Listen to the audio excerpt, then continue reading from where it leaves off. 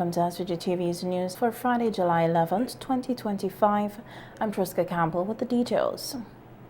The school improvement project in St. Vincent and the Grenadines has received a significant financial injection to further advance Phase 1 of the initiative under what is known as the GEP Multiplier Grant Facility. The project was officially launched today at the Maya Suite Hotel in Prospect. It is a collaborative partnership between the government of St. Vincent and the Grenadines and the Global Partnership for Education and the Caribbean Development Bank, the CDB. Permanent Secretary in the Ministry of Education and National Reconciliation, Michael Burke, stated that the additional funding will support the continued transformation of the education system in SVG. Like all journeys, this journey started with the conceptual. Vision was shared, vision was embraced, and that led to resources injected, and sound investment has a tendency to attract more investment. So it started with loan funds, and then we were able to attract grant funds. And we're always happy to attract grant funds. So I would pause here to thank the persons at GP personally for their continued support to the development of education in St. Vincent and Grenadines.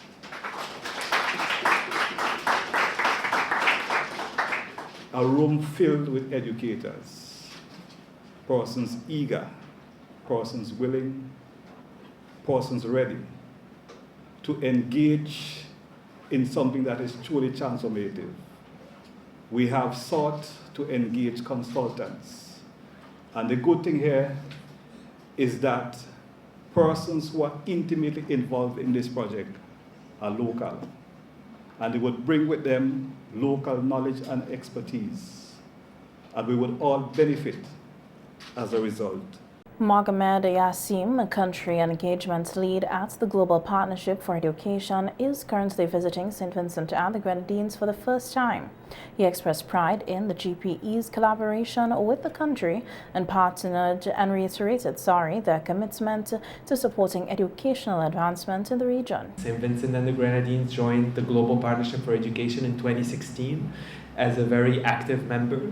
The Global Partnership of Education is a global coalition of countries, international organizations, civil society, international and local, teachers association, youth voices, and we're very proud of having Ms. Rianka Chance as a youth from St. Vincent and the Grenadines, very engaged in GPE and foster. And the purpose of GPE is advancing education globally for all children, including the most marginalized children across the world.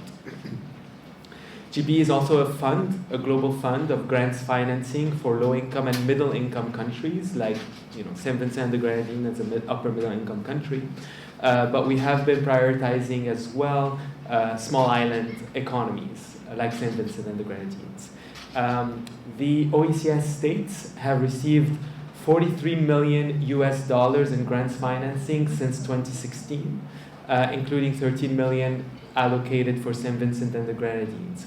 We do apologize for the loss of audio there, experiencing some technical difficulty at the moment.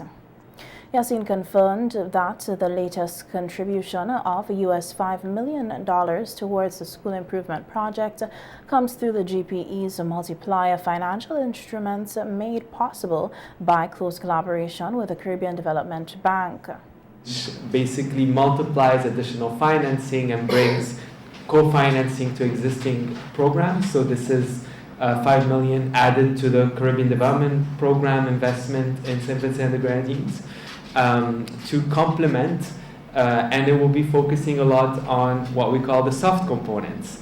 As we know, there's a lot of investments in the construction and rehabilitation of schools.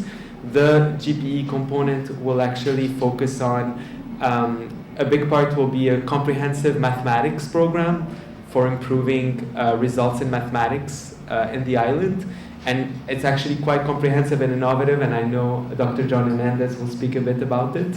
There's also a big focus on special education needs so that we ensure every child has the right support to thrive and grow and be a prosperous and effective and productive member of the society.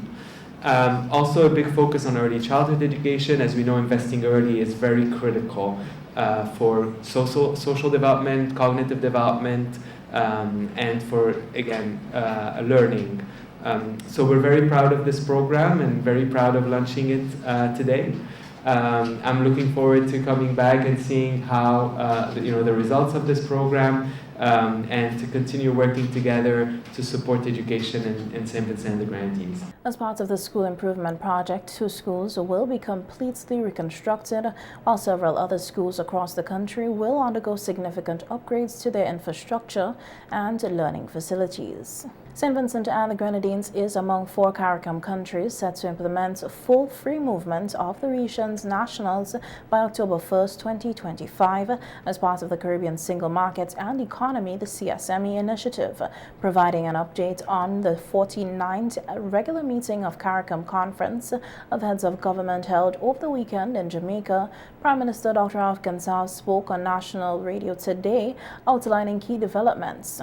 Dr. Gonsalves noted that St. Vincent and the Grenadines, along with 5 other organizations of the Eastern Caribbean states, the OECS countries, Inc., including Dominica, already enjoys full access to free movement under existing arrangements. He added that Belize and Barbados are the newest CARICOM members to signal their intention to sign on to the Protocol on Enhanced Cooperation, which aims to deepen regional integration. The Prime Minister also clarified that the automatic 6 months indefinite stay provision now applies to skilled workers from these countries, streamlining their ability to work and reside across the region. It means, for instance, well, already where Dominica and St. Vincent were able to move through the OECS. But what it means now, our Garifuna brothers and sisters in Belize who want to come and spend more time here, don't just come for the 6 months. They can come and work here if they want. Vincentians can go down to Belize if they want and work. Now, I know that many Vincentians normally will go to Belize in Central America. The more will go to Barbados. And Barbadians would come here.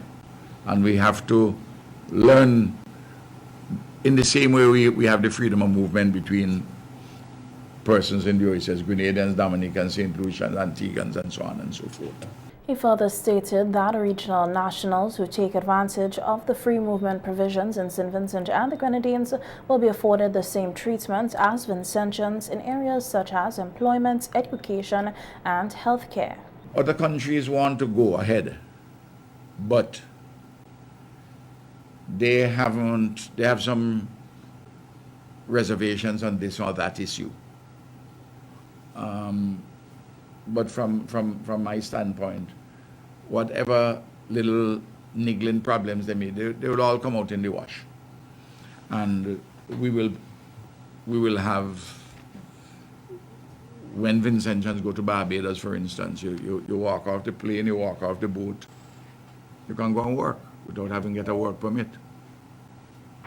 And you and your family, if you move with your family, you and your family will have certain basic contingent rights. Same thing here with them coming to St. Vincent.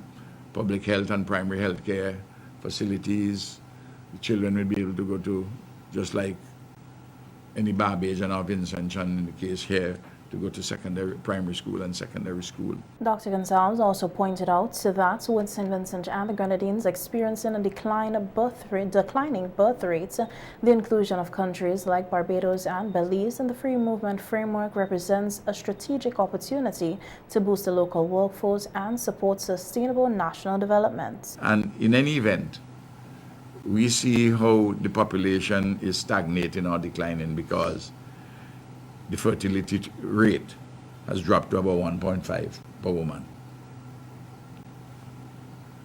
It continues like that, you're going to have declining populations.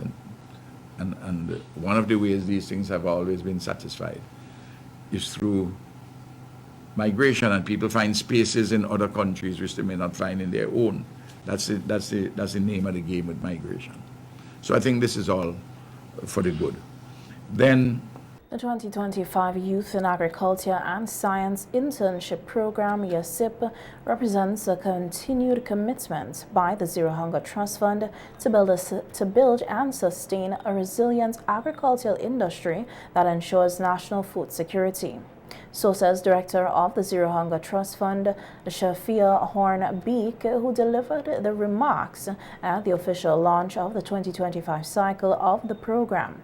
Horn-Beek highlighted that since its inception in 2023, the program has grown stronger and more impactful, with plans in place to continue its expansion in the coming years. It is a program that we hope will address food security and our dependency on imported food by encouraging more youths to engage meaningfully in the agriculture sector, whether it's production, through research and innovation.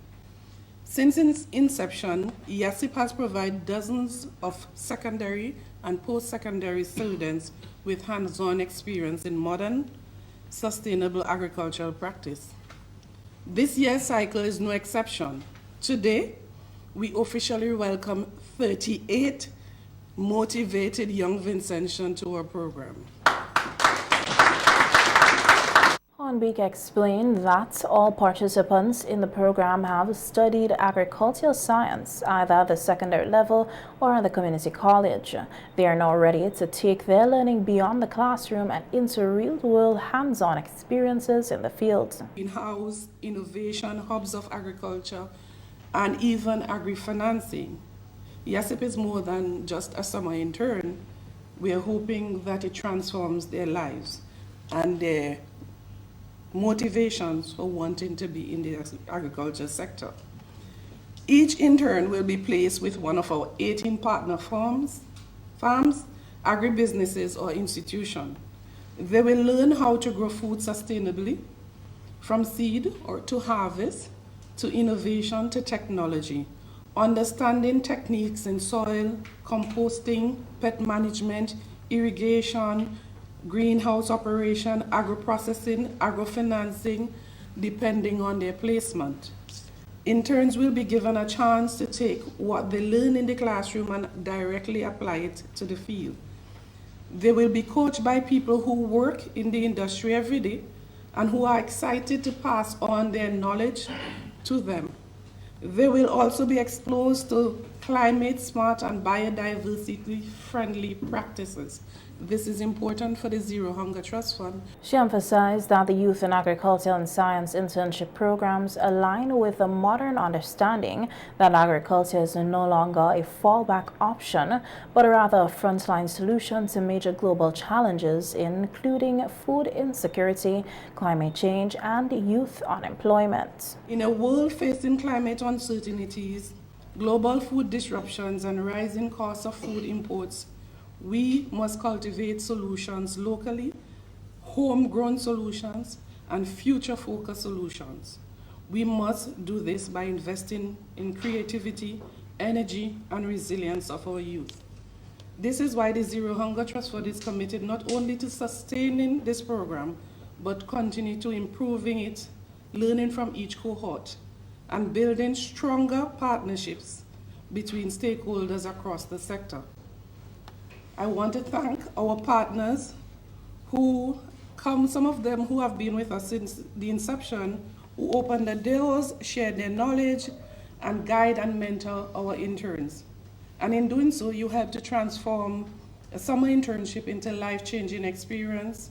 Your role is critical, not only in teaching and training, but in showing young people that agriculture is dynamic, diverse, and filled with possibilities. Now in its third year, YASIP 2025 is being implemented under the theme From Internship to Impact, Youth Empowering Agricultural Resilience. The program aims to equip young people with practical agricultural training while fostering innovation and sustainability in the sector. In other news, as the curtain falls on Vincy Mas 2025, a wave of satisfaction and celebration has swept across the country. From revelers to organizers, many Vincentians have expressed their delight with how this year's festivities unfolded. Whether they participated directly or watched from the sidelines, this year's celebrations took place under fresh leadership of the newly appointed Chief Executive Officer of the Carnival Development Corporation, CDC, Rodney Small, whose direction has been widely praised for bringing renewed energy and organization to the festival. Well, my experience was all about the carnival, a lot of people, a lot of entertainment and stuff like that. Yeah, it's not easy because I have to sleep here and you're meeting and all of those kind of things. So, my carnival experience was great. I get to see a lot of fun stuff. Juve, that was fun too. But I think carnival was just better, especially with Monday Jam. Yeah, it was fun. My carnival experience, it was good. Yeah, I just go down and have fun and with my friend them. So honestly, this carnival was like real good. Well, I didn't go to carnival, but like I watched it on TV, and to me, it was like for my like watching it, it was kind of looked like it was interesting, but at the same time, me personally wouldn't go because like I'm not really into those stuff like that. But yeah. Well, for the carnival, I enjoy the carnival. I push cat, I drink rum. I make a jump on the monkey bar, I enjoy myself. Well, I couldn't complain. After 3 days, and still come back Wednesday, push cat and drink a liquor rum, enjoy the carnival still. Sleepless later on tonight, you get not heard and make a run the clock. Calypso Monarch 2025 Rian Mazat Primus has earned high praise from Prime Minister Dr. Afghan Sals for his powerful, thought-provoking winning song Gravy Train. During a statement following the close of Vincy Mas 2025, Prime Minister Gonsalves congratulated the Carnival Development Corporation, CDC, as well as all participants and stakeholders for what he described as a well-executed and vibrant festival season. He noted that the artists brought their A-game to the stage, making this year's celebration one of the most memorable in recent years. The Prime Minister was particularly impressed with Mazat's performance in the Calypso finals, noting the creativity and boldness of his stage presentation. Mazat appeared dressed as the leader of the Unity Labour Party, the ULP, which Gonsalves describes as a striking and symbolic gesture that added depth to the performance. I want to congratulate all those who came in top positions in all the various competitions, but for everybody who participated. At a personal level, I understand that, and I say this tongue-in-cheek, that I won the Calypso competition. I heard that I was dressed in red there, and hey, my brethren Mazat, perfectly the comrades gang. I understand that his political leader asked him if he can give him some. I'm talking about Friday. Lorraine Friday has asked him to give him some lessons. Say, boy, I hear you're in the carnival show doing the comrades gang. So I'm very happy that my brethren Mazat thing. I understand that that Friday told him that, why I hear this song, the Gravy Train, I want to get on that train there. I want to control that train there. That's what I hear. Dr. Gonsalves expressed optimism and excitement for Vincy Mas 2026, stating that the bar has been raised and he expects next year's festivities to surpass even this year's high standards. Prime Minister Dr. Afghan Sals is urging the public to avoid resorting to violence when addressing personal or interpersonal conflicts. Speaking at a news conference today, Dr. Gonsalves praised the largely incident-free execution of Vincy Mas 2025, but expressed concern over a recent violent incident at the Kingston Cooperative Credit Union, KCCU, where a fatality occurred. The Prime Minister said violence is never the answer. Conflict resolution must always be the preferred option.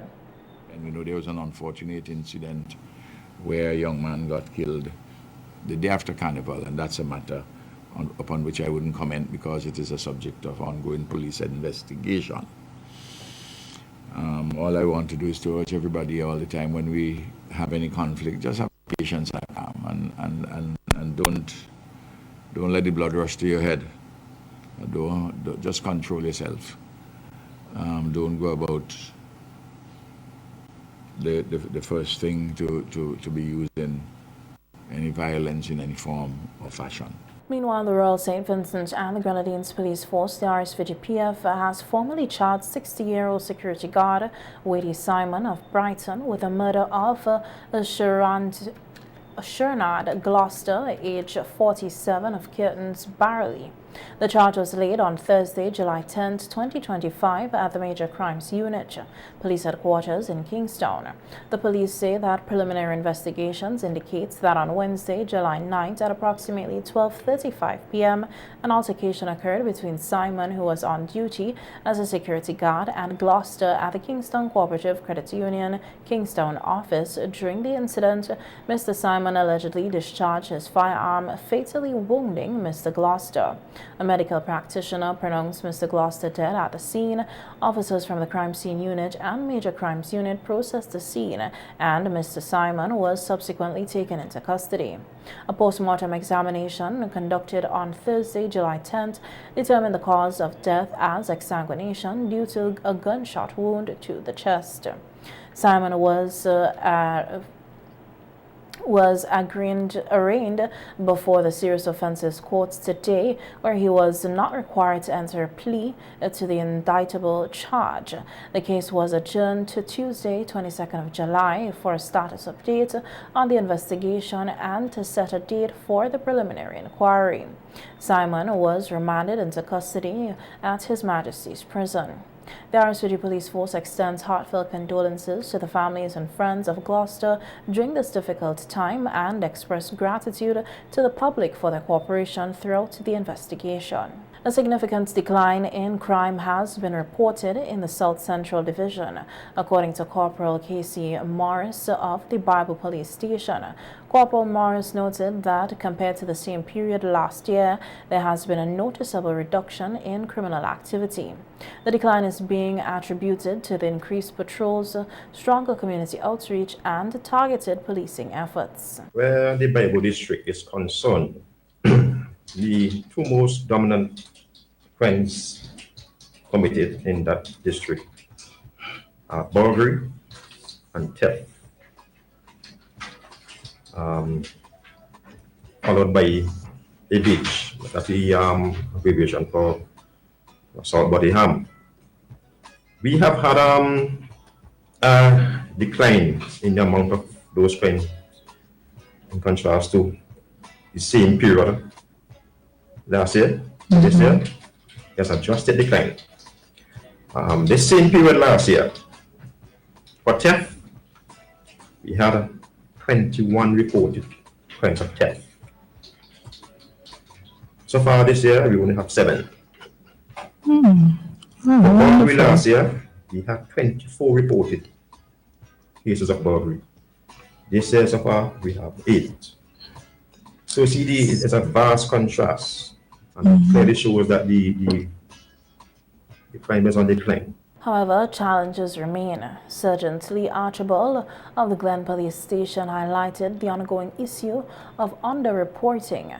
Sergeant Archibald said one of the main obstacles they still face is that many residents are reluctant to report crimes.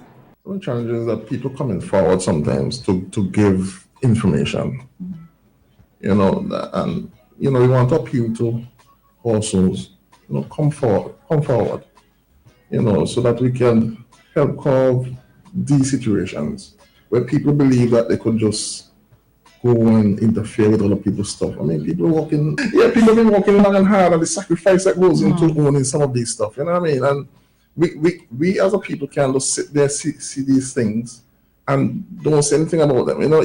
They help us so much in terms of apprehending these type of people. For whatever reason they do these things, but once they come forward, we guarantee them that we're going to do the work that we are supposed to do and bring these people to justice. So I hope that they're listening and that they're hearing our voice. See an individual probably all their life. He's not working anywhere. He doesn't have a piece of land somewhere, and this man is going to come to you with something that value probably say $1,500. I'm going to sell it for 200 or 100. Those forces are the worst. Yeah, chase them away. Inform us. You know these people. Say something about it, and let me deal with the situation. Your society will be a better place because these criminals, they will know not to mess with parcels. Both officers emphasized the importance of public cooperation in maintaining downward trend in crime. They encourage residents to stay vigilant, report suspicious activity, and participate in neighborhood watch program. The National Emergency Management Organization (NEMO) will conduct a series of summer programs and community capacity building activities on 4 of the 5 main Grenadine islands starting July 14, 2025 under the theme Your Hazards to Reduce Disasters. The initiative is a collaborative effort between the National Emergency Management Organization and the Caribbean Disaster Management Emergency Management Agency (CEDEMA) and the European Union under the Building the Resilience of CARIFORUM States to Disaster Risk and Climate Change Impacts BRICS project. A news release said the NEMO summer initiatives are expected to boost awareness and knowledge on disaster risk reductions (DRR) and disaster risk management (DRM) in the Grenadines. The summer program and community capacity building activities seek to achieve 3 primary objectives. 1. To increase awareness of the public, education, information, and training in disaster management at the community level. To improve general knowledge and skills, disaster-related concepts and issues for children ages 8 to 13 years, and to strengthen disaster management structures at the district or community level. The summer program and community building activities, which are scheduled to begin on July 14th and conclude on August 8th, will be hosted on each Grenadine island as follows. In Canawan from July 14th to the 18th, Union Island July 21st to the 25th, in Mairo on July 28th to the 31st, Beckway August 4th to 8th, and a NEMO summer program will address pertinent topics such as introduction to the various hazards to which each island is exposed, emergency management concepts, and basic emergency management skills and training that enhance preparedness and response at the individual home, school, and community levels. Alternatively, the community capacity building program seeks to strengthen disaster management frameworks in the Grenadine Islands to prepare for and respond to emergencies through the strengthening of district disaster communities, or DDC, on Mairo and Canawan.